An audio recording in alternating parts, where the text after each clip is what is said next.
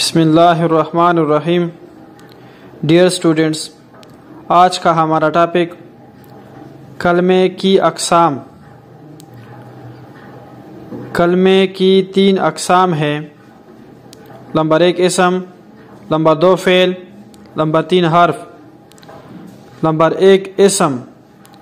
اسم وہ کلمہ ہے جو کسی شخص، جانور، جگہ یا چیز کے نام کو ظاہر کرے۔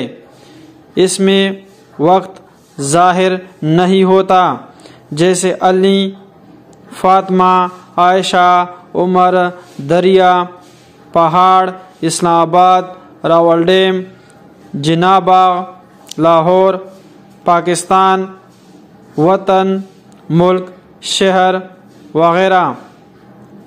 فعل کلمہ۔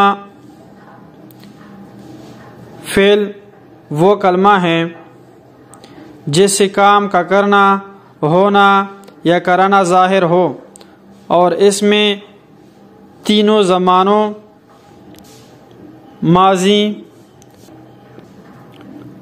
حال یا مستقبل میں سے کسی ایک کے ساتھ تعلق پایا جائے، جیسے آتا ہے، آ رہا ہے، کھائے گا، کھا رہا ہوگا، پڑھتا تھا، پڑھ چکا تھا۔ ان تمام میں کام اور زمانہ پایا جاتا ہے، لہذا فعل ہے۔ فعل کی 3 اقسام ہوتی ہیں: ماضی، حال، مستقبل۔ اور حرف کیا ہے؟ حرف وہ کلمہ ہے جو نہ تو کوئی اسم ہو اور نہ ہی کام کو ظاہر کرے، بلکہ 2 لفظوں کو آپس میں